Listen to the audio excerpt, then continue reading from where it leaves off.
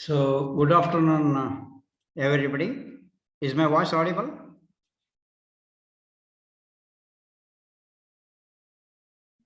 Yes, sir. Okay, right. So, what we have is next we shall have another definition, that is orthogonal system. So, what is orthogonal system is, so let us take the definition of this. Two families of curves u of xy equals C1 and v of xy equals C2.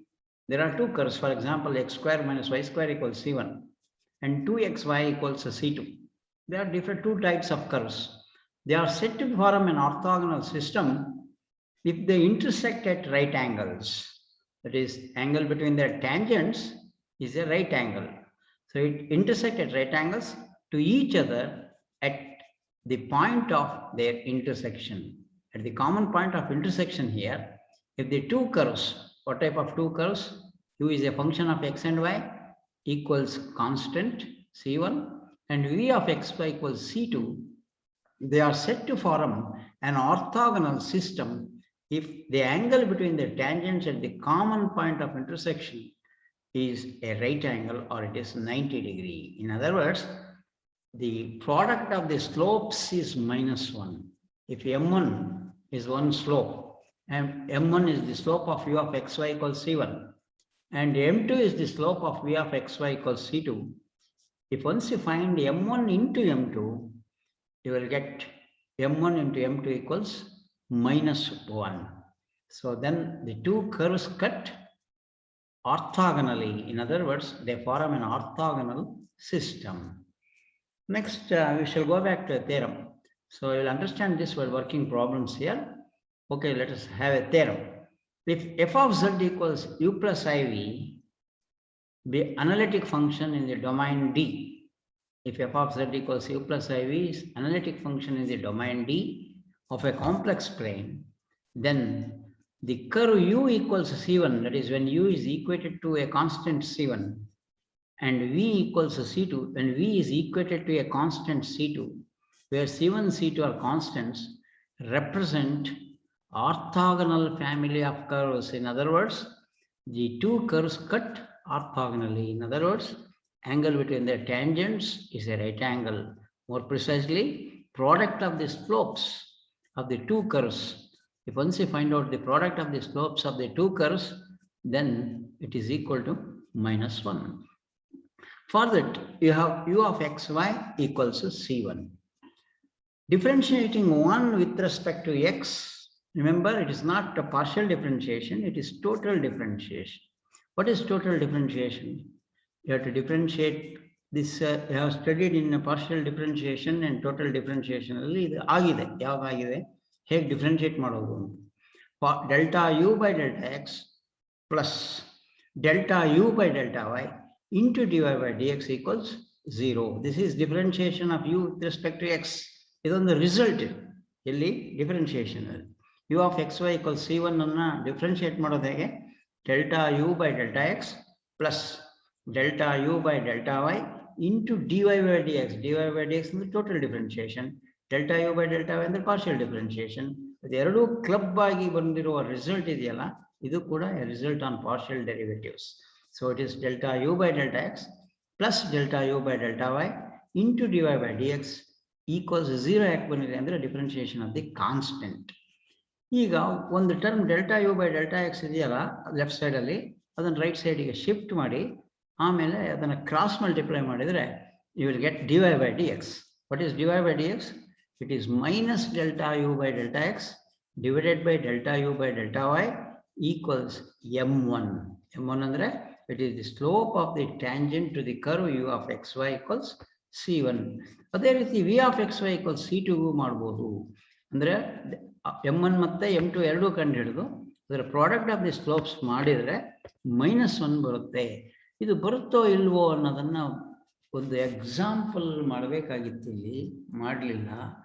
ನಾನೀಗ ಮಾಡಬೇಕು, ನೋಡೋಣ. ಯಾರೊಬ್ಬರು ಪಾರ್ಟಿಸಿಪೆಂಟ್ಸನ್ನು select ಮಾಡ್ತೇನೆ.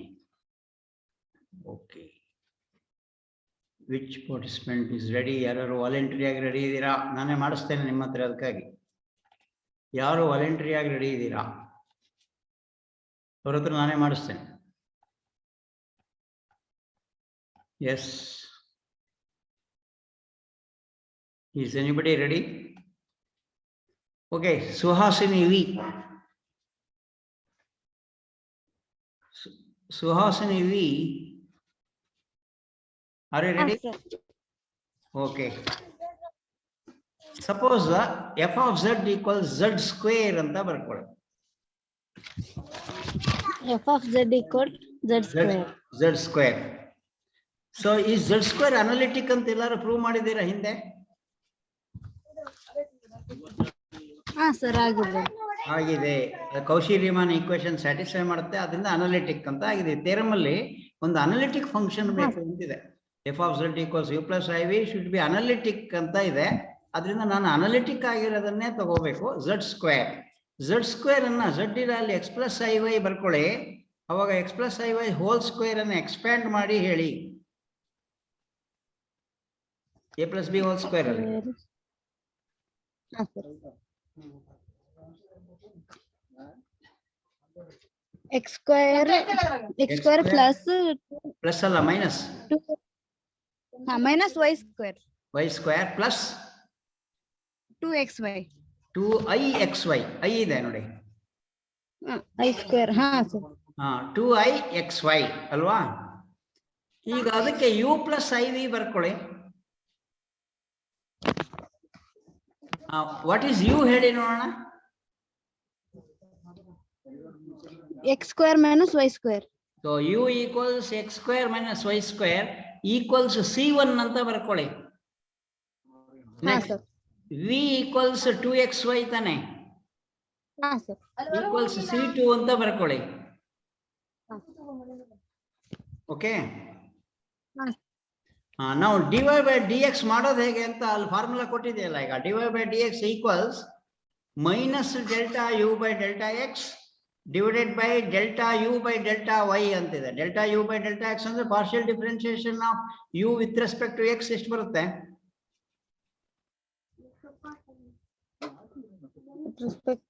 2x ಬರುತ್ತೆ. 2x ಬರುತ್ತೆ, correct ಇದೆ. Partial differentiation of u with respect to Y ಎಷ್ಟು ಬರುತ್ತೆ?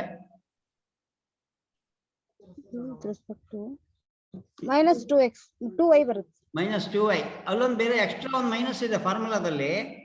ಆ ಮೈನಸ್ ಮೈನಸ್ ಆಗಿ ಪ್ಲಸ್ ಆಗುತ್ತೆ. ಆ 2 ಕ್ಯಾನ್ಸಲ್ ಆಗಿ ಏನ್ ಉಳಿಯುತ್ತೆ?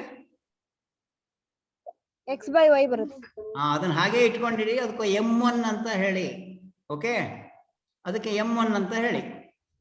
ಈಗ ವಿಗೂ ಅದೇ ತರ ಮಾಡಿ.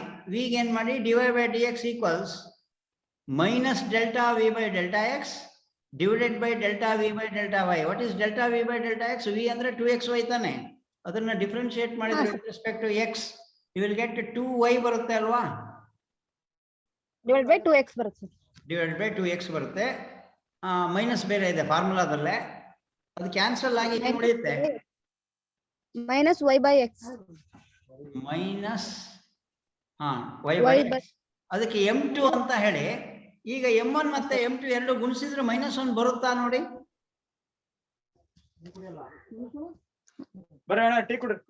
ಹಾ ಸರ್, ಬರುತ್ತೆ. ಅಲ್ಲಿಗೆ ಪ್ರಾಡಕ್ಟ್ ಆಫ್ ದಿ ಸ್ಲೋಪ್ಸ್ -1 ಬರುತ್ತೆ ಅಂದ್ರೆ 2 ಕರ್ವ್ಸ್ ಆರ್ಥೋಗೋನಲ್ ಅಂತ ಆಗುತ್ತೆ. That is the meaning of this theorem. Okay, thank you. So let us continue this. So we have u of xy equals c1. Differentiating 1 with respect to x, we get delta u by delta x plus delta u by delta y into dy by dx equals 0. Therefore, dy by dx is minus delta u by delta x by delta u by delta y equals, call this as m1. What is m1? It is the slope of the tangent to the curve u of xy equals c1. Similarly, take another curve v of xy equals c2. Differentiating 2 with respect to x, again with respect to x we get dy by dx is ಅದೇ ರೀತಿ ಮಾಡಿದಾಗ minus delta v by delta x divided by delta v by delta y. Call this as m2, where m2 is slope of the tangent v of xy equals c2. Next, ಇದರಲ್ಲಿ ಒಂದು ಸ್ವಲ್ಪ order ಮಾಡ್ಬೋದು. Because function is analytic ಕೊಟ್ಟಿದ್ರಿಂದ CR equations are satisfied. Here the function f of z is said to be analytic here. Therefore, CR equations are satisfied. CR equation use madidre minus delta v by delta x iರಲ್ಲಿ CR equation ಅಲ್ಲಿ ಏನು ಬರೀಬಹುದು ಅಂದ್ರೆ minus delta u by delta y ಬರೀಬಹುದು. delta v by delta y ಇರಲ್ಲಿ CR equation use ಮಾಡಿದ್ರೆ delta u by delta x. This is using CR equation. Call this as M2. ಈಗ M1 into M2 ಮಾಡಿದ್ರೆ next process ಅಲ್ಲಿ so ಅಲ್ಲಿ minus minus ಇದೆಯಲ್ಲ plus ಆಗಿ delta u by delta y by delta u by delta x equals M2 ಆಯಿತು. Product of the slopes ಮಾಡಿದಾಗ M1 ಮತ್ತೆ M2 ಗುಣಿಸಿದ್ರೆ ಇವೆರಡು ಡಿನಾಮಿನೇಟರ್ ಅಲ್ಲಿ ಮತ್ತು ನ್ಯೂಮರೇಟರ್ ಅಲ್ಲಿ ಇರುವ ಈ ಟರ್ಮ್ ಕ್ಯಾನ್ಸಲ್ ಆಗುತ್ತೆ. ಈ ಟರ್ಮು ಕ್ಯಾನ್ಸಲ್ ಆಗಿ you will get -1. So you will get -1 ಅಂದ್ರೆ the two curves intersect orthogonally. Andre angle between the tangents is 90 degree. Therefore, they intersect orthogonally at the common point of intersection. Therefore, here, if you have u of xy equals C1, then v of xy and minus C1 is the orthogonal trajectory of u of xy comma minus C1 and vice versa. And the meaning of this is find the orthogonal trajectory in the ಕೇಳಿದ್ರೆ v ಕೊಟ್ಟಿದ್ರೆ u ಕಂಡುಹಿಡಿಯಬೇಕು, u ಕೊಟ್ಟಿದ್ರೆ v ಕಂಡುಹಿಡಿಯಬೇಕು. you have to equate it to constant.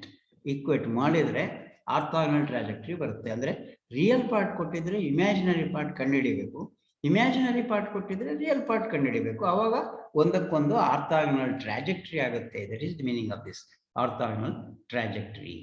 So therefore what we have is the function f of z equals u plus iv is analytic in a domain D. Then the real and imaginary parts, when equated to constants, in other words u equals c1, v equals c2, represents an orthogonal family of curves. Orthogonal andaga product of the slopes -1 barabeku. That has been done here. Next, take another definition that is called, so okay, let u of x comma y be harmonic function. Suppose u of x y be harmonic. When do you say function is harmonic? It satisfies Laplace equation. What is Laplace equation? Delta square u by delta x square plus delta square u by delta y square equals 0. Last class ಅಲ್ಲಿ ಹೇಳಿದೆ harmonic ಗೆ, and that problem ಕೂಡ ಆಗಿದೆ. So delta square u by delta x square plus delta square u by delta y square equals 0. That is u of xy is harmonic function. Then a function v of xy, another function, this is v of xy, is said to be the harmonic conjugate of u of xy if first condition is v of xy is harmonic. Second condition is it should satisfy CR equation, that is ux equals vy and uy, partial derivative of u with respect to y, that is uy, equals minus vx or minus delta v by delta x. So then we say that one is the harmonic conjugate of the other, that is u of xy is harmonic function. v is harmonic conjugate of u ಆಗಬೇಕಾದ್ರೆ first condition v ಕೂಡ harmonic ಆಗಿರಬೇಕು. Harmonic ಅಂದ್ರೆ delta square v by delta x square plus delta square v by delta y square 0 ಬರಬೇಕು. Second condition ಈ CR equation satisfy ಆಗಬೇಕು. ಇವೆರಡು condition satisfy ಆದರೆ then v is the harmonic conjugate of u.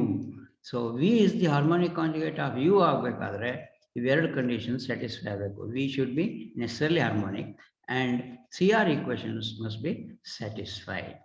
Next, we shall have another theorem. Before working problems here, we shall complete the theorems first. If f of z equals u plus iv is analytic in a domain D, then v is the harmonic conjugate of u. Conversely, if v is the harmonic conjugate of u in the domain D, then f of z equals u plus iv is analytic. The meaning of this is, if a function f of z equals u plus iv analytic, function analytic ಆಗಿದ್ರೆ imaginary part v ಇದೆಯಲ್ಲ ಅದು harmonic conjugate of u ಆಗಿರುತ್ತೆ. Then v is the harmonic conjugate of u. Conversely, v harmonic conjugate of u ಆಗಿದ್ದಿದ್ರೆ then the function is analytic. That is the meaning of this theorem. Okay, I want someone to work a problem on this theorem and then proof. Okay, I shall select. Okay, Sachin, are you ready?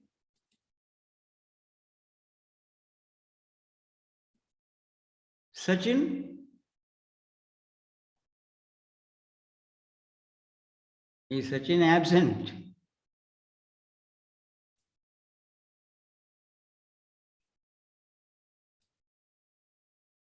Sachin, could you hear me? I think he's not there, I think. Then what I can do, I can remove him. Am I right?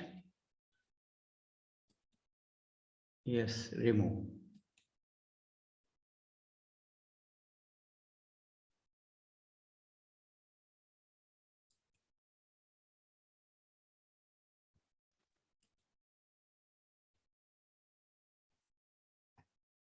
Then who is ready there? Srinidhi, are you ready?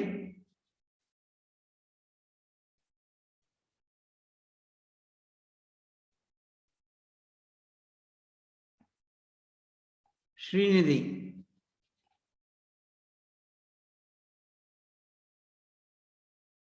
Okay, Ganesh AS.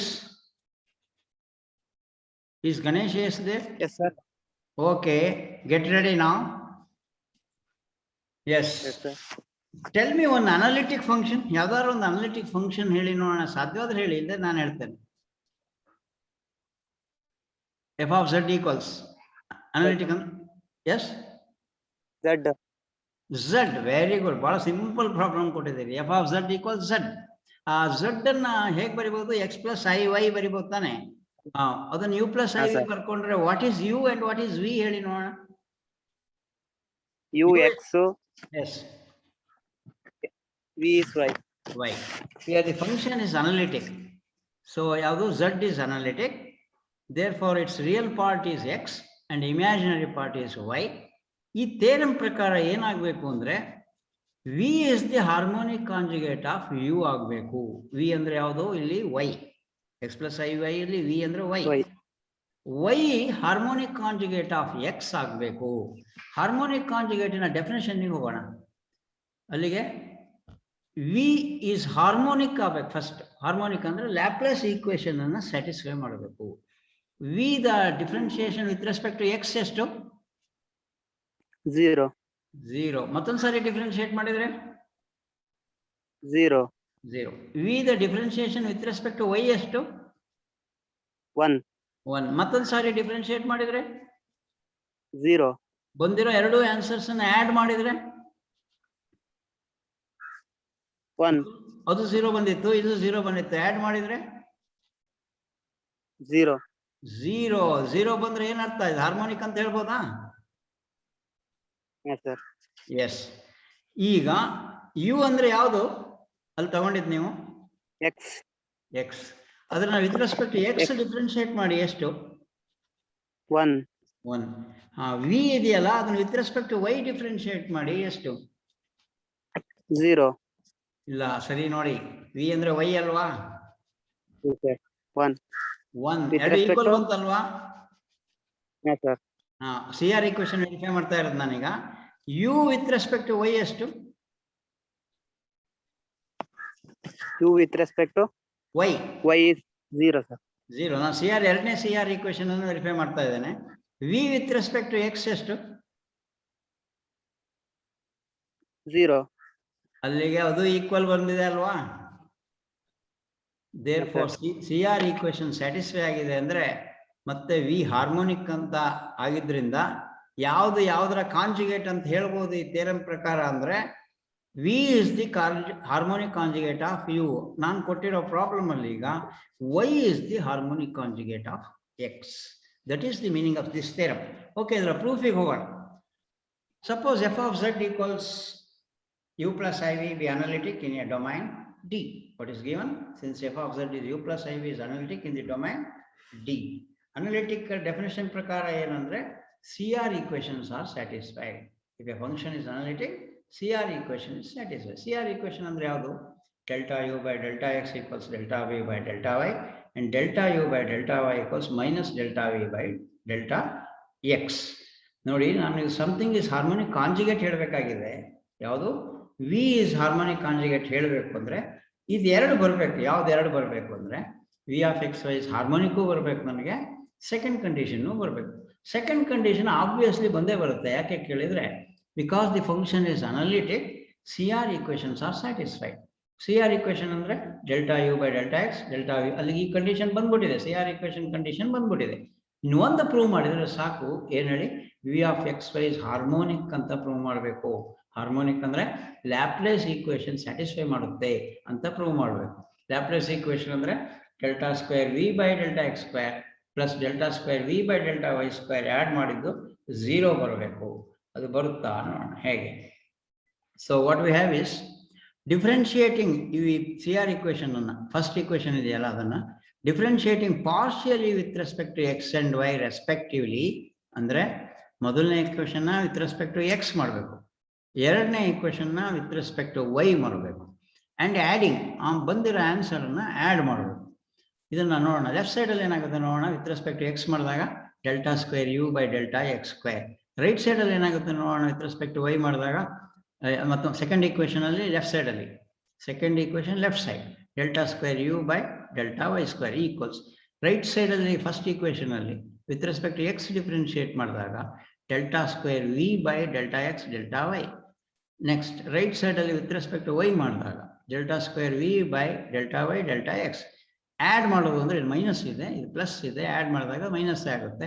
ಇವೆರಡು same term ಇರೋದ್ರಿಂದ cancel ಆಗಿ what you will get is delta square you by delta X square plus delta square you by delta Y square equal 0.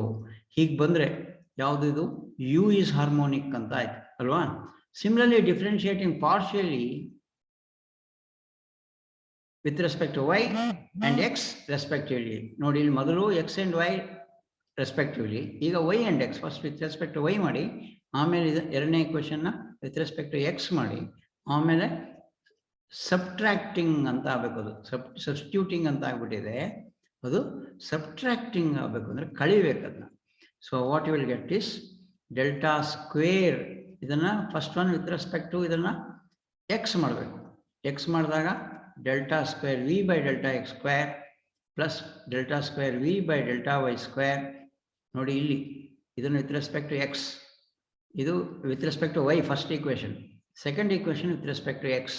Second equation with respect to X ಮಾಡಿದಾಗ delta square V by delta X square minus ಆಗಿರುತ್ತೆ. ಇಲ್ಲಿ delta square V by delta Y square, because V are differentiating partially with respect to Y first equation. ಅದೇ ಥರ ಇಲ್ಲೇನಾಗಿರುತ್ತೆ delta square you by delta X delta Y ಆಗಿರುತ್ತೆ. ಇಲ್ಲಿಯೂ ಅಷ್ಟೇ delta square you by delta Y delta X ಅಂದರೂ ಒಂದೇ, delta X delta Y ಅಂದರೂ ಒಂದೇ. ಕಳಿಬೇಕು ಅಂದರೆ ಯಾಕೆ ಕಳಿಬೇಕು ಅಂದರೆ ನನಗೆ ಇಲ್ಲಿ ಪ್ಲಸ್ ಬರಬೇಕಾಗಿತ್ತು. ಪ್ಲಸ್ ಬರಬೇಕಾದ್ರೆ ಇಲ್ಲಿ ಮೈನಸ್ ಇದ್ದಿದ್ದರಿಂದ ಕಳೆದಾಗ ಇವೆರಡು ಮೈನಸ್ ಆಗಿ 0 ಆಗುತ್ತೆ. ಅಂದರೆ V is harmonic. So U and V are harmonic ಅಂತ ಆಯ್ತು. U and V are harmonic functions of D and V is the harmonic conjugate of U. ಯಾಕೆ ವಿ ಹಾರ್ಮೋನಿಕ್ ಕಾಂಜುಗೇಟ್ ಆಗಬೇಕಾದ್ರೆ ವಿ ಹಾರ್ಮೋನಿಕ್ ಆಗಿರಬೇಕು, ಆಗಿದೆ, prove ಮಾಡಿದ್ದೇವೆ. Second C R equation satisfy ಆಗಬೇಕು. C R equation satisfy ಆಗುತ್ತೆ ಅಂತ ಇಲ್ಲಿ ಹೇಳಿದ್ದೇವೆ, because the function is analytic. ಅದರಿಂದ V is the harmonic conjugate of U. Convex prove ಮಾಡಬೇಕು. ಹೇಗೆ? Suppose v is the harmonic conjugate of u. By definition v is harmonic ಅಲ್ವಾ. Harmonic conjugate definition ಒಳಗೆ ಇದೆ ವಿ ಇಸ್ ಹಾರ್ಮೋನಿಕ್ ಅಂತ ಮೊದಲನೇ condition. ಎರಡನೇ condition ಏನಿದೆ, C R equations are satisfied. ಅಂದರೆ delta you by delta X equals delta V by delta Y, delta you by delta Y equals minus delta V by delta X. ನನಗೆ second condition ಇದೆಯಲ್ಲ ಇದು ಸಾಕು analytic ಹೇಳಬೇಕಾದ್ರೆ. Analytic ಅಂತ prove ಮಾಡಬೇಕಾಗಿತ್ತಲ್ವಾ. Analytic ಅಂತ prove ಮಾಡೋದಕ್ಕೆ ಯಾವ್ದು ಸಾಕು? Delta you by delta X equals delta V by delta Y and delta you by delta Y equals minus delta V by delta X. ಅಂದರೆ ಇವೆರಡು C R equation. C R equation satisfy ಆದರೆ function ಏನು ಆಗಲೇಬೇಕು, analytic ಆಗಬೇಕು. ಯಾಕೆಂದರೆ theorem ಇದೆಯಲ್ಲ, function analytic ಆಗಿದ್ರೆ C R equation satisfy ಮಾಡುತ್ತೆ. ಸಿ ಆರ್ ಈಕ್ವೇಶನ್ ಸ್ಯಾಟಿಸ್ಫೈ ಮಾಡಿದರೆ function is necessarily analytic. So therefore the function here it is analytic. So ಅಲ್ಲಿಗೆ V harmonic conjugate of U ಆಗಿದ್ರೆ function analytic. ಮೇಲ್ಗಡೆ ಏನು prove ಮಾಡಿದ್ದೇವೆ? Function analytic ಆಗಿದ್ರೆ V is harmonic conjugate of u. So from the above theorem, we have a note here. From the above theorem, it is clear that f of z equals u plus iv is analytic in the domain if v is harmonic conjugate of u. The theorem is like that. It is very important to note that if V is harmonic conjugate of U, then it is not always true that U is not the harmonic conjugate of V. Andre f of z equals U plus IV nalli V is harmonic conjugate of U agiyé agirutte, but U is not the harmonic conjugate of V. Andre vice versa is not true. Andre f of z equals U plus IV nalli V is harmonic conjugate of U ಅನ್ನೋದು ಆ theorem correct ಇದೆ. ಆದರೆ U is not the harmonic conjugate of V always. ಯಾಕಂದ್ರೆ constant ಆಗಿದ್ರೆ ಬರುತ್ತೆ. ಎರಡು for example 2 plus 3i ಇದ್ರೆ ಬರುತ್ತೆ.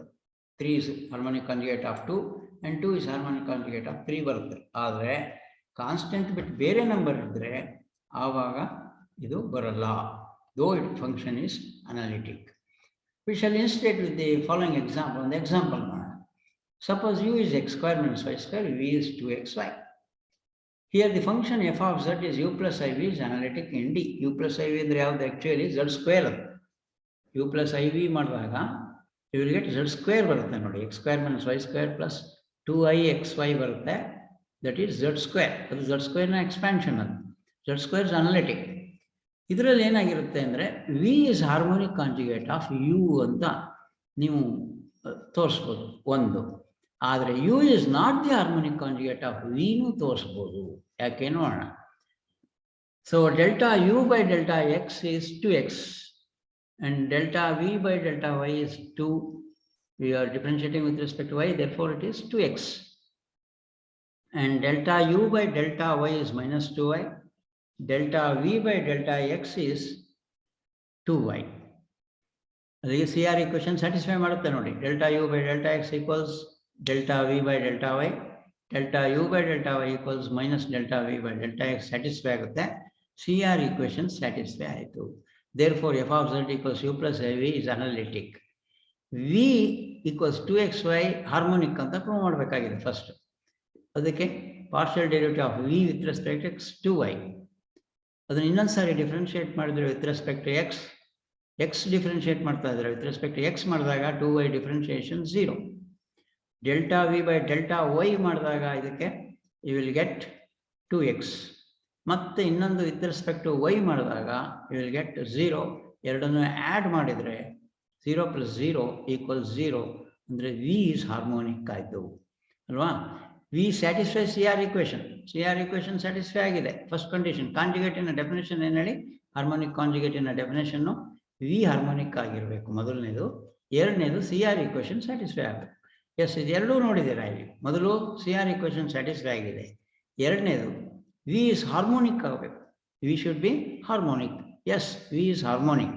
ಅಲ್ಲಿಗೆ ವಿ ಹಾರ್ಮೋನಿಕ್ಕು ಆಗಿದೆ, CR equation ಸ್ಯಾಟಿಸ್ಫೈ ಮಾಡಿದೆ ಅಂದರೆ v is harmonic conjugate of u. ಈಗ ನಾವು ಬೇರೆ ಥರ ಹೋಗೋಣ.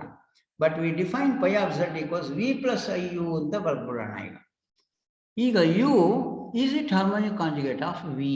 ಆಗಲ್ಲ. ಯಾಕೆಂದರೆ ಈ ಫಂಕ್ಷನ್ ಅನಾಲಿಟಿಕ್ಕೇ ಆಗಲ್ಲ. ಯಾವುದು ವಿ ಪ್ಲಸ್ ಐ ಯು ಇದೆಯಲ್ಲ, ವಿಗೆ 2xy ಬರೆದ್ರೆ ಯುಗೆ x² - y² ಬರೆದ್ರೆ CR equation ಇದು ಸ್ಯಾಟಿಸ್ಫೈ ಮಾಡಲ್ಲ. ಆದ್ದರಿಂದ ಅನಾಲಿಟಿಕ್ಕೇ ಆಗಲ್ಲ ಅಂದಮೇಲೆ ಆ ಥಿಯರಮ್ಮಿಗೆ ಇದು ಕಾಂಟ್ರಡಿಕ್ಟರಿ. ನೋಡೋಣ ಹೇಗೆ ಅಂತ. ವಿ ಅಂದರೆ ಯಾವುದು? 2xy. ಅಲ್ಲಿ ಮಾಡಿದ್ದೀರಾ ನೋಡಿ. Delta V by delta x ಏನೀಗ ವಿ ಅಂದರೆ ಈಗ ಚೇಂಜ್ ಆಯಿತು. ಯಾವುದು? ವಿ ಅಂದರೆ 2xy ಅಲ್ಲ. Yes, delta V by delta x. What is v? Delta V by delta x. V ಅಂದರೆ 2y, 2xy differentiation 2y. Delta V by delta y is also 2x differentiate ನೋಡಿ. ಅಲ್ಲಿ ಮೇಲೆ ಬರ್ದಿದೆ ಇಲ್ಲ, ಅದೇ ಇದು. And delta you by delta x is 2x. Delta you by delta y is minus 2y. ಇಲ್ಲಿ ಈಗ CR equation ಒಂಚೂರು ಬದಲಾಗುತ್ತೆ. ಯಾಕೆ ಬದಲಾಗುತ್ತೆ ಅಂದರೆ ಅದು U plus IV ಇಲ್ಲ, V plus IU ಇರೋದ್ರಿಂದ ಸ್ವಲ್ಪ ಕೇರ್ಫುಲ್ ಆಗಿ ಬರೀಬೇಕು. ಅಲ್ಲಿ UX ಇತ್ತು, ಇಲ್ಲಿ VX. ಅಲ್ಲಿ CR equation UX ಇತ್ತು, ಇಲ್ಲಿ VX ಆಗುತ್ತೆ. ಯಾಕಂದರೆ U plus IV ಅಲ್ಲ, ಇದು V plus IU. ಆದ್ದರಿಂದ ಎಲ್ಲಿ U ಇದೆಯೋ ಅಲ್ಲಿ V ಬರೀಬೇಕು, ಎಲ್ಲಿ V ಇದೆಯೋ ಅಲ್ಲಿ U ಬರೀಬೇಕು. ಆವಾಗ you will notice that delta V by delta X not equal to delta you by delta Y. ಅದು ಇಲ್ಲಿ ಬಂದಿದೆಯಲ್ಲ, ಇಲ್ಲೇ ಗೊತ್ತಾಗುತ್ತೆ. Delta V by delta is not equal to minus delta you by delta X.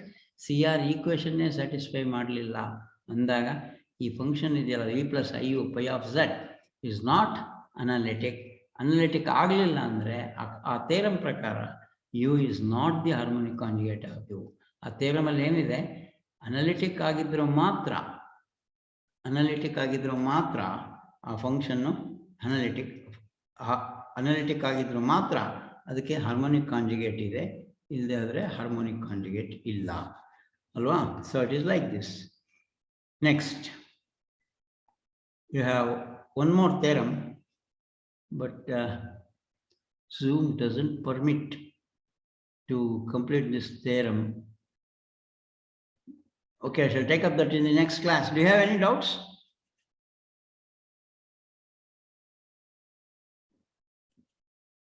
Do you have any doubts?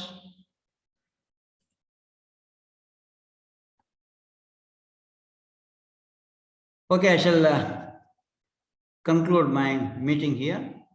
Thank you one and all. Thank you, sir. Okay, right.